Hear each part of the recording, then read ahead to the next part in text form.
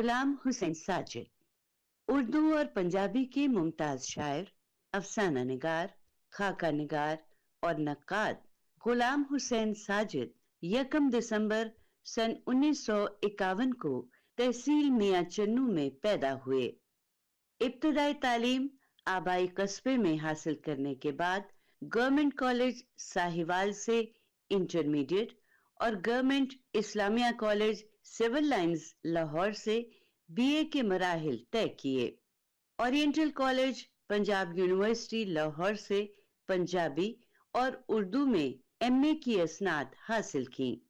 سن 1978 میں محکمہ تعلیم پنجاب سے وابستہ ہوئے۔ 6 برس مرکز تحقیق و ترقی نصاب لاہور میں فرائض انجام دیے۔ سن 1984 میں ملتان میں 13 برس تک government college of science Multan اور پھر گورنمنٹ کالج ملتان اب ایمرسن یونیورسٹی میں اردو ادبیات کی تعلیم دی۔ سن 1997 میں گورنمنٹ اسلامیہ کالج ریلوے روڈ لاہور آئے، جہاں سے سن 2012 میں بحیثیت صدر شعبہ ریٹائر ہوئے۔ طویل عرصہ صوبائی اور مرکزی سطح کی نصاب سازی میں کلیدی کردار ادا کیا۔ غلام حسین ساجد ذو لسانی سطح پر تخلیقی کام جاری رکھے ہوئے ہیں۔ اردو شاعری کے 14 مجموعے شائع ہو چکے ہیں۔ مزامیر کے عنوان سے 2 جلدوں میں کلیات بھی شائع ہوئی ہے۔ غلام حسین ساجد کی پنجابی شاعری کے 6 مجموعے اشاعت پذیر ہو چکے ہیں۔ پنجابی کہانیوں اور خاکوں پر مشتمل کتابوں کے علاوہ متعدد انتخابات مرتب کیے ہیں۔ جدید اردو ادب پر 4 تنقیدی کتابوں کے خالق ہیں۔ حلقہ ارباب ذوق کے سیکرٹری بھی منتخب ہوئے۔ غلام حسین ساجد کو ان کی ادبی خدمات کے اعتراف میں متعدد اعزازات سے نوازا جا چکا ہے۔ آداب۔ پاکستان ٹیلی ویژن کے پروگرام صدرنگ میں میں آپ کا میزبان وجاہت مسعود آپ کی خدمت میں حاضر ہوں، اور آج ہم آپ کی ملاقات کروا رہے ہیں اردو اور پنجابی کے ممتاز شاعر، نقاد، پنجابی کے کہانی کار اور ہمارے محترم استاد جناب غلام حسین ساجد صاحب سے۔ ساجد صاحب آداب۔ جی بہت شکریہ۔ ساجد صاحب میاں چنو کے پاس ایک بستی جی جہاں آپ پیدا ہوئے، وہاں لکڑی کا ایک صندوق تھا جس میں کچھ کتابیں تھیں، ان کتابوں کے بارے میں کچھ بتائیے۔ وہ اصل میں صندوق جو تھا وہ میرے پرائمری اسکول میں تھا، اور کچھ کتابیں تھیں جو اس نیت سے بھیجی گئی ہوں گی کہ طلبہ میں تقسیم کی جائیں اور وہ پڑھیں، لیکن وہ کبھی صندوق کھولا نہیں گیا تھا۔ تو جب میں وہاں گیا اور مجھے کسی ذریعے سے پتہ چلا کہ اس میں کتابیں ہیں، تو میں نے اپنے والد سے کہا کہ میں یہ کتابیں جو ہے وہ دیکھنا چاہتا ہوں، پڑھنا چاہتا ہوں۔ جی۔ انہوں نے ہیڈ ماسٹر سے بات کی، اور 2 ہی لوگ تھے وہاں، ایک ٹیچر تھے اور ایک ہیڈ ماسٹر تھے، اور وہ اسکول میرے لیے کھل گیا۔ اس صندوق میں زیادہ تر بچوں کی کہانیاں تھیں۔ اچھا، اور کہانیاں بھی وہ تھیں جو کہہ لیجئے کہ اس زمانے میں جو بچوں کے پسندیدہ ہوتی ہیں، یعنی جنوں پری کی کہانیاں، شہزادیوں کی کہانیاں، شہزادوں کی کہانیاں، اسلامی کہانیاں۔ تو وہ جتنے بھی کتابیں تھیں، وہ ان میں سے میں روز 2 کتابیں لے آتا تھا، اور ان کو چاٹنے کے بعد اگلے دن واپس کر کے پھر نئی کتابیں لے لیتا تھا۔ تو اس دوران میں وہ جتنے بھی صندوق میں جتنی بھی کتابیں تھیں، وہ میں نے میرا خیال میں 1-1.5 برس میں جو ہے وہ پڑھ ڈالی۔ تو اس سے جو ہے وہ مجھے جو ہے پڑھنے کی ایک عادت جو ہے وہ میری جو ہے وہ، اور لفظ سے محبت۔ جی، اور لفظ سے محبت ظاہر ہے۔ میرا بھی تجربہ یہی ہے۔ جی ہمارے بھی پرائمری اسکول میں 15-20 کتابیں وہ ہیڈ ماسٹر صاحب کے کمرے کی ایک الماری میں تھیں، اور بچوں کی رسائی نہیں تھی، یہی ہوتا ہے. جب آپ نے آنکھ کھولی تو پاکستان شیر خارگی سے نکل آیا تھا. جی پہلے 4 برس جی گزر گئے تھے گزر چکے. اور وہ منظر اپنے خد و خال تشکیل دے رہا تھا جس سے ہم آج تک نمٹ رہے ہیں. تو پون صدی کا یہ جو سفر ہے اس میں جو تمدنی، تہذیبی اور ریاسی سطح پہ بندوبست کا منظر جن تبدیلیوں سے گزرا ہے، ساجد صاحب آپ اسے کیسے دیکھتے ہیں؟ ظاہر ہے کہ میں تو شاہد ہوں ان تبدیلیوں کا. جی اور خاص طور پر جس علاقے میں رہتا، پہلے تو یہ تھا کہ وہاں جو ہجرت ہے اس کے اثرات نہ ہونے کے برابر تھے. اس کی ایک وجہ تو یہ تھی کہ شاید وہ چونکہ تقریباً مرکز بنتا ہے پنجاب کا اگر فاصلے کے حساب سے دیکھا جائے، اور ان علاقوں سے بہت دور تھا جہاں ہجرت کے جو اثرات ہیں یا جہاں کہہ لیجیے کہ قتل و غارت ہوئی یا جو بھی تھا، وہاں اتنی زیادہ نہیں تھی. وہاں جو لوگ تھے وہ بہت ہی محبت سے ان کو رخصت کیا گیا تھا. مثلا ہمارا جو گاؤں تھا اس میں چند گھر تھے ہندوؤں کے، لیکن وہ چابیاں میرے والد کو دے کے گئے تھے کہ جی ہم واپس آئیں گے تو یہ چابیاں لے لیں گے. اور آپ یقین کریں گے کہ 4 برس تک وہ چابیاں کسی کو نہیں دی گئی. یعنی جب میں پیدا ہوا تو اس سے شاید 1 آدھ برس پہلے ایک ہی خاندان کے کچھ لوگ تھے جو وہاں آ کر آباد ہوئے، اور ان کو وہ چابیاں جو ہیں پھر وہ سامان سمیت ان کو چابیاں دے دی. ایک تو وہاں یہ تھا کہ اس طرح کی نفرت جیسے کہ لوگ جس کا جو ہے وہ بھگت رہے تھے وہ وہاں نہیں تھی. دوسری یہ کہ جو لوگ وہاں آئے تھے ان کو بہت آرام سے قبول کر لیا گیا. یعنی مہاجر تو وہ کہلاتے رہے، وہ ظاہر ہے کہ ایک طرح سے تقسیم ہو گئی تھی کوئی لوکل آباد کار، مہاجر کی. کچھ مہاجر. ہاں، لیکن ان کے ساتھ کوئی کسی قسم کی ان کی بلکہ مدد کی گئی ہر طرح سے. وہ زمینیں جو ان کو ملی ان کو آباد کرنے میں، ان کو کاشت کرنے میں ان کی مدد جو کی گئی. دوسرا یہ تھا کہ وہاں کوئی مذہبی تفریق نہیں تھی، یعنی فرقہ بندی نہیں تھی. بس میرے اپنے گھر میں میری والدہ جو تھیں وہ شیعت کو پسند کرتی تھی تو نہیں، لیکن یہ کہ تمام وہ رسومات جو ہوتی ہیں وہ نپٹاتی تھی. رجحان تھا. ہاں، ساتھ ایک بالکل ہمارے گاؤں تھا جو سارا ہی جو ہے وہ شیعوں کا گاؤں تھا، حسن عشری شیعوں کا گاؤں تھا. اور وہاں کی جتنی رسومات ہوتی تھی ان کے لیے مدد جو ہے وہ ہمارے گاؤں سے جو ہے وہ دی جاتی تھی. مطلب پھول کاٹنے ہیں، سجاوٹ کرنی ہے، کوئی اور کام ہے، اس کے لیے جو ہے وہاں ہوتا تھا. تو کوئی کسی طرح کا کوئی فرق نہیں ہوتا تھا، نہ ہی جو ہے وہ کسی کو چھوٹا سمجھا جاتا تھا، نہ ہی ہوتا تھا کہ یہ وہ بہت بڑا ہے. یہ وہاں وہ علاقہ ایک طرح سے جاگیرداری علاقہ تھا. زیادہ تر جو لوگ تھے وہ بڑی بڑی زمینوں کے مالک تھے. ہم تو خیر اتنے بڑے زمیندار نہیں تھے، لیکن ہمارے ارد گرد جو لوگ تھے وہ 50 مربع، 60 مربع، 100 مربع والے لوگ تھے. لیکن وہ بھی لوگوں سے اسی سطح پہ ملتے تھے جس سطح پہ یعنی ملنا چاہیے، ایک محبت کا رشتہ، ایک محبت. تو یہ آہستہ آہستہ میں نے دیکھا کہ اس میں تبدیلی آنے شروع ہوئی. اچھا، وہ تبدیلی کیسے آئی کہ ایک تو ان لوگوں نے تعلیم کی طرف توجہ نہیں، وہ جو ذمہ لوگوں دار کی تھے، تعلیم یا اپنے بچوں کی تعلیم، یعنی جو حالانکہ وہ تو کسی اچھی جگہ پہ پڑھا سکتے ہیں، بچوں کو کہیں بھی پڑھا سکتے تھے. مثلا میری فیملی میں پہلا آدمی تھا جس نے میٹرک سے آگے پڑھا. یعنی میرے بڑے بھائی تھے، انہوں نے میٹرک کی تھی، لیکن میں پہلا آدمی تھا جو میٹرک سے آگے نکلا. اور اس سے ایک رجحان جو ہے وہ بدلا، اور اب ظاہر ہے کہ سارے فیملی میں بہت لوگ پڑھے لکھے. اسی طرح جو دوسرے ذمہ دار تھے وہ سمجھتے تھے کہ یہ جو ہماری جائیداد ہے یہ ہمارے بچوں کے لیے کافی ہے. آپ یہ سن کر حیران ہو کہ میرے والد نے مجھے کہا جب میں نے ارادہ کیا لاہور آنے کا، تو انہوں نے کہا کہ تمہیں کیا ضرورت ہے پڑھنے کی، تمہارے لیے تو یہ کافی ہے.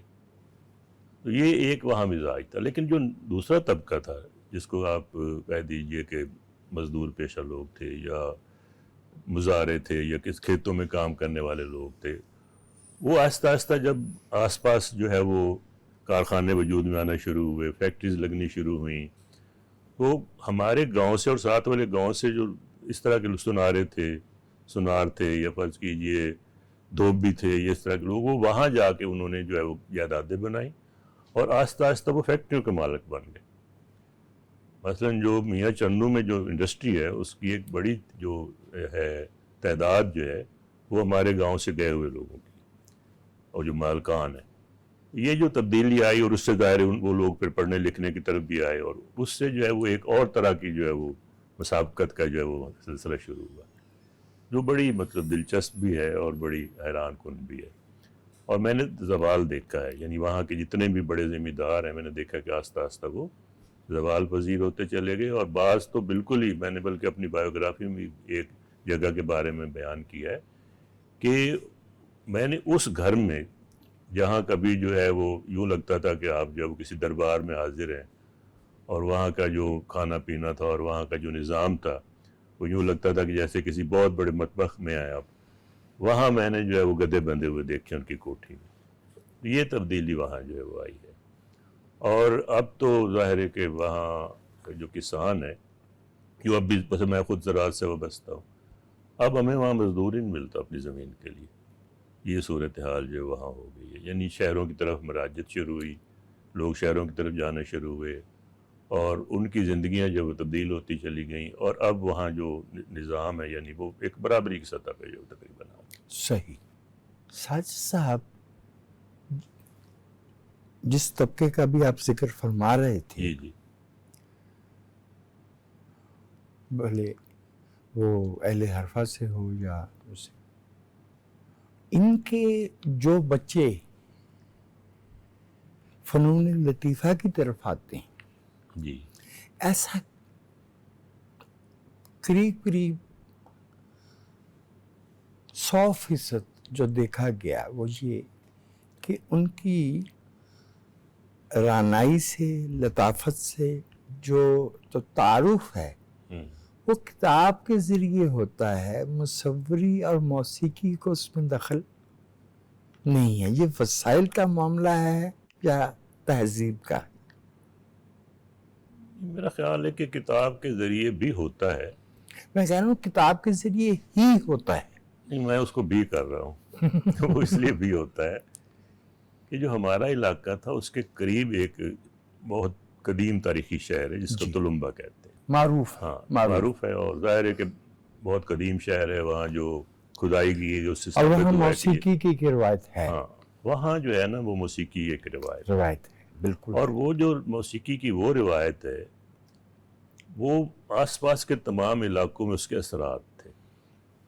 اچھا، اثرات کیسے تھے کہ وہ جو وہاں جو لوگ موسیقی سے وابستہ تھے، خواتین تھے یا مرد تھے، وہ اپنی کمائی کا ان کے ایک ذریعہ یہ ہوتا تھا کہ وہ ذمہ داروں کے پاس آتے تھے جو آس پاس کے بڑے ذمہ دار تھے جی.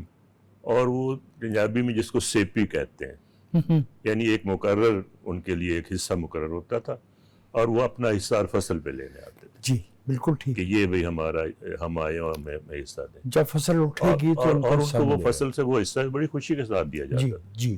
اچھا، اس کے بدلے میں کہہ لیجئے یا کہہ لیجئے کہ ایک روایت کے طور پہ جو بھی چھوٹی موٹی تقاریب ہوتی تھی گھروں میں، مثلا کہیں منگنی کی تقریب ہے، کہیں کسی بچے کی سالگرہ ہے، تو اس کے لیے وہ لوگ آتے تھے اور آ کر گاتے تھے. تو مثلا میرا جو بچپن ہے وہ تو موسیقی سے بھرا ہوا، مثلا میں نے اس لیے بھی کہا ہے. اور آس پاس کے جتنے میرے ارد گرد کے وہ علاقے تھے ان میں تمام بڑے ذمہ دار جو تھے ان کی کسی نہ کسی نسبت سے وہاں موسیقی کی کوئی نہ کوئی صورت موجود تھی. ہاں کتاب نہیں تھی. مثلا میرے گھر میں قرآن مجید کے علاوہ صرف ایک کتاب تھی، وہ بھی میرے بڑے بھائی کی تھی، اور وہ بھی قرآن مجید کا ہی کہہ لیجئے کہ ایک طرح سے حصہ تھا، کیونکہ اس میں کچھ آیات جمع کر کے نسخہ کیمیا کے نام سے، اور بہت خوبصورت پرنٹنگ تھی، بہت خوبصورت جلد تھی. تو میں نے جو پہلی کتاب کہہ لیجئے پڑھی ہے کہانیوں کی کتاب کے علاوہ وہ کتاب تھی. تو کتابیں تو بہت کم تھیں. کتابیں اس علاقے میں تو شاید میرے ہی گھر میں تھیں اور میری ہی وجہ سے تھی. اس لیے میں نے کہا کہ وہاں صرف بھی نہیں ہو سکتا. آپ کی شاعری میں بہت قریبی تعلق ہے مظاہر فطرت کے ساتھ، موسموں کے ساتھ. کہیں بادل ہیں، کہیں دریا ہے، کہیں پھول ہے، کہیں کہیں ہوائیں ہیں، کہیں بارشیں ہیں.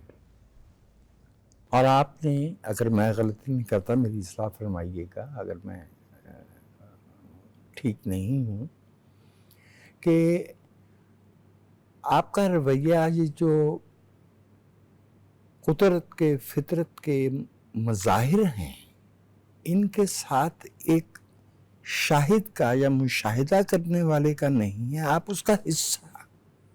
جی. اس سے پہلے جو ہمارے ہاں جب جدید اردو نظم جسے نصابی انداز میں کہا جاتا ہے تو اس میں شاعر جو ہے وہ مشاہدہ فرما رہا ہے، بھائی وہ اسماعیل میٹھی ہوں یا جی جی دوسرے ہوں. یہ تبدیلی آپ کے ہاں جو ہے وہ ادغام ہے فطرت کے ساتھ. جی، اس کی میں وجہ بتاتا ہوں. بسم وجہ یہ ہے کہ جو میرا جو گاؤں تھا وہ ہر طرح کی جو کہہ لیجیے شہری زندگی کی جو اثرات ہوتے ہیں اس سے محفوظ تھا اور دور تھا. یعنی دونوں جو شہر تھے، اور وہ چھوٹے چھوٹے شہر تھے جیسے تو رمبا اور پھر میاں چند، وہ 10 کلومیٹر کے فاصلے پہ. کبیر والا کتنے فاصلے پہ کبیر تھا؟ والا تو کوئی 50 کلومیٹر ہوگا. اچھا ٹھیک. اور عبدالحکیم ہے وہاں، وہ کوئی 27 کلومیٹر ہے. اچھا، یہ جو آبادی تھی اس میں میرا جو گاؤں تھا وہ اتفاق سے ایسا گاؤں تھا کہ اس سے کوئی سڑک بھی نہیں نکلتی تھی کسی گاؤں کی طرف. یعنی میرے دادا نے اپنی زمین میں ہی ایک بستی بسا دی اور کچھ لوگ اور آباد ہو گئے، کارکن کچھ آباد ہو گئے اور ایک گاؤں چھوٹا سا بن گیا. تو کوئی باقاعدہ سڑک نہیں تھی. تو مجھے جب اسکول جانا پڑتا تھا، پہلے ایک اسکول میں پھر دوسرے اسکول میں، تو میں پیدل جایا کرتا تھا. گرمی ہو، سردی ہو، بارش ہو، بہار ہو یا خزاں ہو، وہ ساری میں نے جو ہے وہ اس میں یعنی اس کے اندر رہا، اس کے ساتھ زندہ رہا اور ان کو بدلتے ہوئے دیکھا موسموں کو. اچھا، پھر جو درخت تھے وہ درخت ہماری پناہ بھی ہوا کرتے تھے. درختوں سے بھی ظاہر ہے ایک اس طرح کی جو ہے وہ ایک دوستی، ایک محبت ہوتی تھی. بلکہ بعض اوقات ہمیں کوئی درخت ہماری نگاہ میں ہوتا تھا کہ وہاں تک جائیں گے تو سانس لیں گے. صحیح. اب یہ جو سلسلہ ہے. اچھا، پھر جب شہر جاتے تھے تو شہر جانے کے لیے بھی دو ہی طریقے تھے، یا تو اپنے تانگا نکالیں اور اس کو لیں اور ساتھ اپنا کوچ وہاں لیں اور جائیں، یعنی اپنی ہی جو ہے وہ سواری پہ جانا پڑتا تھا. یا پھر یہ ہوتا تھا کہ پیدل ایک پکی سڑک تک جاتے تھے، وہاں سے کوئی بس مل جاتی تھی، اس سے شہر جاتے تھے. تو ان درختوں سے، ان پرندوں سے، ان رنگوں سے، ان پھولوں سے، ان فصلوں سے، مطلب میری جو نسبت ہے وہ گہری ہونے کی وجہ یہ ہے. مثلا ایک سن کی فصل ہم لگایا کرتے تھے، تو وہ گرمی میں جب پک جاتی تھی تو اس کی جو پھلیاں ہوتی تھیں ان کے اندر وہ سوکھ جاتے تھے، بیج ہوا چلنے سے وہ باقاعدہ پازیبوں کی طرف بجتی تھی. واہ واہ. اب یہ میں نے ایک نظم میں کسی میں یہ بیان کیا ہے. تو معاملہ یہ وہی آدمی بیان کر سکتا ہے جس نے وہ پازیب بجتی دیکھی ہو یا بجتی سنی ہو. تو یہ جو وہاں تھا نا، وہاں کی جو گرمی تھی، وہاں کا جو حبس تھا، وہ میرے اندر بھی تھا اور اس سے میری نسبت جو ہے وہ بہت سچی ہے. تو وہ تو آنی تھی. ایک دفعہ قاسمی صاحب میری شادی پہ البت گئے تھے وہ، اور پھر میں ان کو اپنے گاؤں لے گیا اور ان کو اپنا علاقہ دکھایا. جی. تو انہوں نے میری پنجابی شاعری کا تو زیادہ پتہ نہیں تھا، انہوں نے اردو شاعری بھی دیکھ رکھی تھی، پڑھ رکھی تھی، فنون میں چھپتا تھا میں. جی جی. تو انہوں نے ایک دفعہ کہا کہ یار تم جو شعر کہتے ہیں وہ صرف اسی جگہ پہ رہ کے کہا جا سکتا ہے. تو اس لیے میں سمجھتا ہوں کہ وہ یعنی میرے سچے شاعر ہونے کی ایک طرح سے دلیل ہے. کیا بات ہے، اتفاق ہے. ایک رہنمائی چاہیے. عام طور سے یہ سمجھا جاتا ہے جی کہ یہ جو زندگی کے مختلف پہلو ہیں جو آنکھ کے، ناک کے، کان کے ذریعے ہم تک پہنچتے ہیں، جی عمر گزرنے کے ساتھ ساتھ انہیں محسوس کرنے کی جو صلاحیت ہے وہ کچھ کم ہوتی جاتی ہے. بچپن میں ہم زیادہ حساس ہوتے ہیں، ہم زیادہ آسانی سے اس کیفیت کو زیادہ شدت سے محسوس کرتے ہیں. کیا آپ اس رائے سے اتفاق فرماتے ہیں؟ نہیں، میں نہیں کرتا. اچھا. اس لیے کہ میں اب بھی اتنا ہی بچہ ہوں. وہ تو خیر فنکار کا منصب ہے نا کہ اس بچے کو زندہ رکھنا ہے. نہیں، وہ زندہ رکھنے کی شاید وجہ یہ ہے کہ میں نے اپنا رابطہ نہیں ٹوٹنے دیا اپنے علاقے سے. ابھی میں ہو کے آیا ہوں چند دن پہلے، اور وہاں جب میں جاتا ہوں تو میرے اندر کا جو خالی پن ہے وہ بھرنے لگتا ہے، اور وہاں کی جو فضا ہے، وہاں کا جو بھی ماحول ہے، وہ مطلب میرے اندر اب بھی موجود ہے. میں نے وہاں کا جو اپنا گھر ہے وہ بھی ابھی تک ویسے ہی رکھا ہوا ہے. تو اس سے شاید یہ ہوتا ہے کہ مجھے یوں نہیں لگتا کہ وہ چیزیں جو میرے اندر کمزور پڑ رہی ہیں. اچھا، پھر آپ کو ایک بات شاید آپ کے علم میں نہ ہو کہ میں سارا سال شاعر نہیں ہوتا. بہت کم دن چاہیے ہوتے ہیں مجھے کسی بھی کتاب لکھنے کے لیے. ایک فیز آتی ہے مجھ پہ اور وہ میں لکھنا شروع کر دیتا ہوں، اور فیز جو ہے وہ مکمل ہوتی ہے اور کام بند ہو جاتا ہے. غالباً ایک کتاب تو آپ نے مجموعہ 7 دن میں اور ایک شاید 13 دن میں. زیادہ تر کتابیں مہینہ، 1.5 مہینہ، 15 دن، 20 دن، 21 دن میں. اچھا، اس کی وجہ یہ ہے کہ باقی سارا سال جو ہے نا وہ میں اپنے اندر کے جو ہے نا وہ انسان کو اور اس پیالے کو بھرتا رہتا ہوں، وہ اسی طرح سے بھرا جاتا ہے. تو مجھے تو نہ ابھی الحمدللہ میں نے جو آواز سننی ہوتی ہے مجھے، خواہ وہ کسی پرندے کی آواز ہے، خواہ وہ کوئی راگنی ہے کوئی، یا پانی کے چلنے کی آواز ہے، مجھے ابھی تک ویسے سنائی دیتی. اور جو پھول ہیں ان کے کھلنے پر بھی میری نگاہ ابھی تک ویسی ہی ہے. مجھے تو نہیں لگتا کہ بھئی میں کمزور ہوا ہوں. میں تو باقیوں کے تجربے کی بات میں نہیں کہہ سکتا. جیسے آپ نے جو بات کہی ہے، ایک دفعہ محمد خالد اختر نے فیض صاحب کے بارے میں کہیں لکھا. جی. ان کی جو آخری کتاب ہے میرا دل میرے مسافر وہ آئی تھی، تو اس پر انہوں نے ریویو لکھا، اور اس میں کہیں لکھا کہ بڈھے میں اب بھی بہت طاقت ہے. حالانکہ وہ بڈھا جو تھا وہ اس وقت ابھی صرف 60 برس کا تھا. تو میں تو خیر اب 60 سے اوپر ہو گیا ہوں، لیکن مجھے لگتا ہے کہ اس بڈھے میں بھی بہت طاقت ہے. پاکستان ٹیلی ویژن کے پروگرام سترنگ میں ہم گفتگو کر رہے ہیں اردو اور پنجابی میں صفحے اول کے شاعر، پنجابی کے کہانی کار، نقاد اور ماہر تعلیم محترم جناب غلام حسین ساجد صاحب کے ساتھ ایک وقفے کے بعد دوبارہ آپ کی خدمت میں حاضر ہوتے ہیں.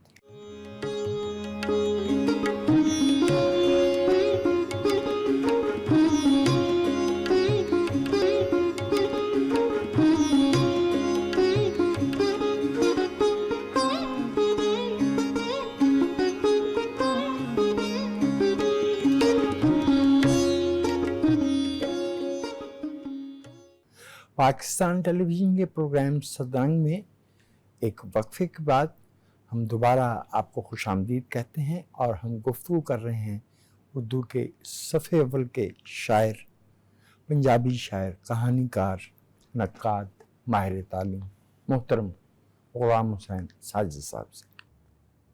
ساجد صاحب، ایک شخص پہلی کہانی 10 برس کی عمر میں لکھتا ہے، جی، اور ان کی کہانیوں کا پہلا مجموعہ جو ہے وہ کہیں 2004 یا 5 کے قریب شائع ہوتا ہے. کہ جو پہلی کہانی تھی وہ تو میں نے کہیں سنی ہوئی تھی، اپنی والدہ سے سنی ہوگی یا کسی اور سے سنی ہوگی. تو وہ اس کو ری ٹیلنگ آپ کہہ سکتے ہیں کہ میں نے دوبارہ اس کو جو ہے وہ سنانا چاہا لوگوں کو، اور میں نے بچوں کے ایک رسالے کو بھیج دی، وہ چھپ گئی. اس کے بعد میں نے کہانی باقاعدہ پڑھنی شروع کی. یعنی میں عام بچوں کی کہانیوں سے جو ہے وہ دوسری کہانی میں داخل ہوا، افسانے پڑھنے شروع کیے اور پڑھتا چلا گیا. یہ اندازہ ہی نہیں ہوا کہ میں نے کتنا زیادہ پڑھ لیا. مثلا جب میں فرسٹ ایئر میں آیا تو ایک استاد نے جو ہے وہ غلام عباس کو پڑھاتے ہوئے یہ کہا کہ جی غلام عباس اردو کے سب سے بڑے افسانہ نگار. تو میں اس وقت فرسٹ ایئر میں تھا، میں کھڑا ہوا اور میں نے کہا جی آپ یہ منٹو کی موجودگی میں کہہ رہے ہیں. وہ تھوڑے سے حیران ہوئے، اور پھر ہماری چھوٹی سی بحث ہوئی، اور انہوں نے اپنی رائے میں جو ہے وہ تبدیلی کی اور کہا کہ بھئی غلام عباس بھی جو ہے وہ اردو کے کوئی شک نہیں اس میں کوئی شک نہیں. کوئی شک. مسئلہ یہ کہ میں نے جب پڑھنا شروع کیا اور جن کو ہم کہتے ہیں کہ جو ہمارے بڑے بڑے جو لکھنے والے ہیں، منٹو ہو گئے، بیدی ہو گئے، کرشن چندر ہو گئے، پھر انتظار تک آ گئے، پھر انتظار سے آگے چلتے چلے گئے. تو مجھے یوں لگا کہ میں شاید کہانی لکھنے کے لیے نہیں بنا، کیونکہ کہانی جس سطح پہ چلی گئی تھی، اور پھر جو میں نے باہر کے لکھنے والوں کو بھی ادارے پڑھنا شروع کیا ترجمے کے ذریعے یا اوریجنل زبان اور انگریزی میں، تو مجھ پر نا ایک طرح کا روب طاری ہو گیا لکھنے والوں کا.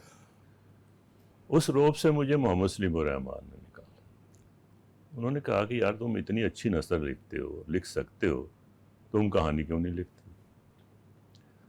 تو میں نے اردو میں 2 کہانیاں لکھیں، اور وہ ایک ادب لطیف میں چھپی، اور ایک جو ہے وہ تخلیقی ادب میں چھپی، اور وہی کہانیاں جو ہے وہ انڈیا میں بھی جو ہے وہ ایک معیار میں چھپی اور ایک شعور میں چھپی. جی. تو اس سے ایک اعتماد سا جو آیا. لیکن ان دنوں میں یہ فیصلہ نہیں کر پا رہا تھا کہ مجھے اردو میں لکھنا چاہیے یا پنجابی میں لکھنا چاہیے. تو مجھے لگا کہ پنجابی میں کہانی لکھنی چاہیے، کیونکہ پنجابی میں کہانی لکھنے والے لوگ موجود نہیں، یعنی اچھی کہانی لکھنے والے. تو پھر میں پنجابی کی طرف آ گیا. اچھا، ساتھ شاعری کا سلسلہ شروع ہوتا ہے، تو جب میں شعر کہنا شروع کرتا ہوں تو شعر، آپ جیسے ابھی عرض کیا تھا کہ پھر میں صرف شاعری کا ہی ہو کر رہ جاتا ہوں. پھر میرا مسئلہ یہ ہے کہ میں جو سب سے میری جو بہتر حیثیت ہے وہ قاری کی ہے. تو میں کتاب پڑھے بغیر کبھی سویا نہیں، اور جب جاگتا ہوں تو کتاب میرے بستر پہ موجود ہوتی، تو پڑھنا شروع کر دیتا ہوں. تو کہانی جو ہے نا وہ چونکہ زیادہ وقت طلب تھی شاید اس لیے، وہ میں نے بہت وقفوں سے لکھی. 2 لکھ لیں، پھر کئی مہینے گزر گئے، پھر لکھ لیں. ایک مرتبہ جو ہے وہ میرے استاد تھے محمد آصف خان پنجابی کے. کیا خوبصورت. ہاں، انہوں نے مجھے کہا کہ یار فلاں تاریخ تک تمہاری کہانیوں کی کتاب چاہیے. تو تب میں نے 9 دنوں میں 9 کہانیاں اور لکھی، اور ایک پہلی کتاب اپنی کہانیوں کی جو ہے، اور دوسری کتاب ابھی بھی مکمل نہیں کر پایا. اب شاید کم لوگوں کو یاد ہو، محمد آصف خان جی پنجابی ادب کے محسنوں میں سے ایک. بے شک. ایک مجھے بڑی حیرت ہو رہی تھی، میں جو جس زمانے کا آپ ذکر فرما رہے ہیں جی جی. کہ آپ نے کہا کہ بھی میں کہانی پڑھ رہا تھا، تو ایک طرف تو وہ بہت معروف نیلی چھتری والے ظفر عمر، نسیم حجازی، جی رئیس احمد جعفری، جی اپنے اپنے مزاج کے فرق کے ساتھ یہ ایک طرح کا مکتب بند ہے. دوسری طرف آپ کرشن چندر، منٹو، بیدی، غلام عباس انہیں پڑھ رہے. آپ پہ ان کو پڑھتے ہوئے کیا آپ پہ ان کا فرق واضح ہو رہا تھا، یا آپ پہ کیا تاثر بن رہا تھا، یا آپ کس تجربے سے گزر رہے تھے؟ اچھا، اس وقت جو تھا شاید میں یہ تو نہیں کہہ پاتا کہ میں ایک فیز سے دوسری میں داخل ہو رہا تھا، لیکن کچھ ایسا ہو رہا تھا. کیونکہ میں نے جب پڑھنا شروع کیا تو نسیم حجازی سے کیا، پھر صادق حسین سردھنوی کو پڑھا، پھر اس طرح کے جو لوگوں کو پڑھتا چلا گیا. اور آہستہ آہستہ جو میں سب سے پہلے کرشن سے متعارف ہوا تھا. کرشن سے بیدی، بیدی سے منٹو، پھر منٹو سے امر الدین قاسمی، اور پھر اس طرح سے. تو مجھے آہستہ آہستہ یوں لگا کہ جیسے نا میں اب اپنے اصل کی طرف جو آ رہا ہوں، اور وہ چیزیں میرے لیے غیر دلچسپ ہوتی گئیں. یعنی میں کتابیں خریدتا تھا تو میرے پاس وہ کتابیں موجود ہوتی تھی، میں دوبارہ بھی اٹھا کے دیکھ سکتا تھا. تو ایک مرتبہ میں نے ان میں سے کسی کو نام نہیں لینا چاہتا، کسی کو اٹھا کر دوبارہ پڑھنا چاہا، تو مجھ سے وہ نہیں پڑھا گیا. تو مجھے لگا کہ یا تو میں بڑا ہو گیا ہوں یا وہ پہلے جتنے بڑے نہیں رہے.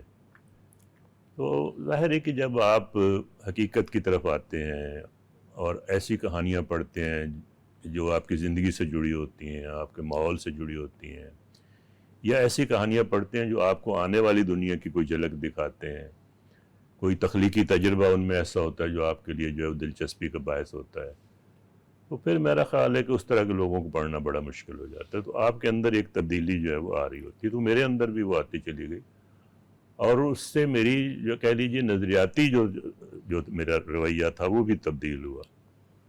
اور یوں کہیے کہ میں بڑی حد تک جو ہے وہ ترقی پسند بنا پہلے، ترقی پسند سے پھر جو آگے جو ہے وہ ایک انسانیت پسند بنا، اور ایک وہ سلسلہ جو وہ پھر منزلیں ہیں، جی منزلیں ہیں۔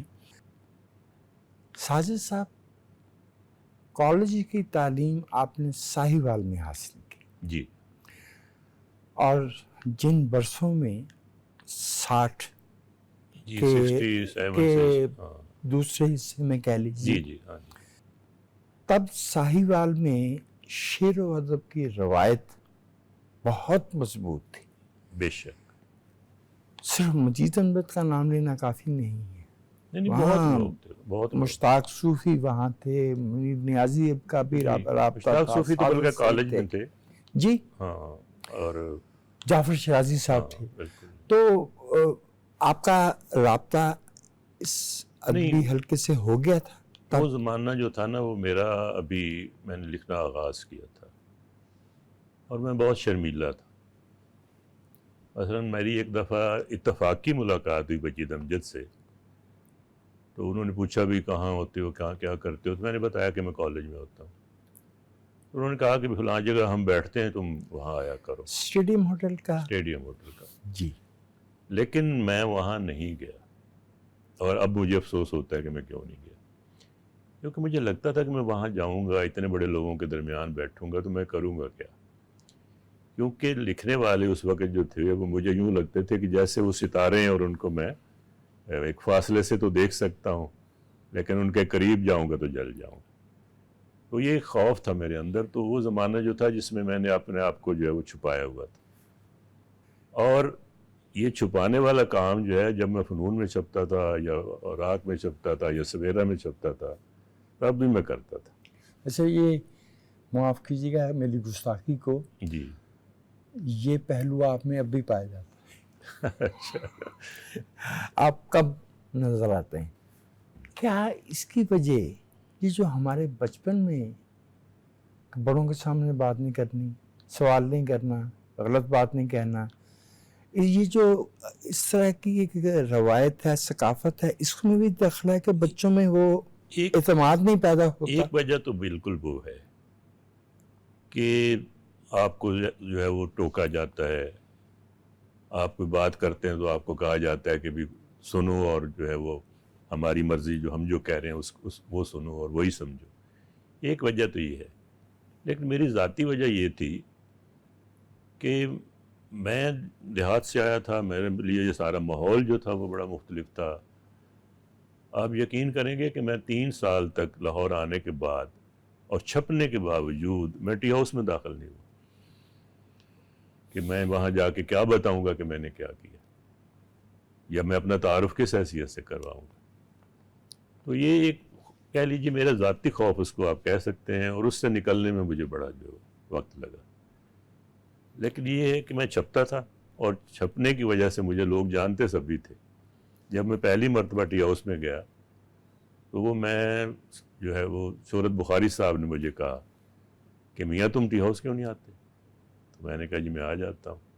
تو جب میں پہلا گیا تو مجھے یہ عزت نصیب ہوئی کہ شہرت صاحب کی وجہ سے مجھے جو انتظار صاحب کے ساتھ اس میز پہ بیٹھنا جو ہے وہ نصیب ہوا، اور انتظار صاحب نے مجھے کہا کہ میاں تم حلقے کے اجلاس میں آیا کرو۔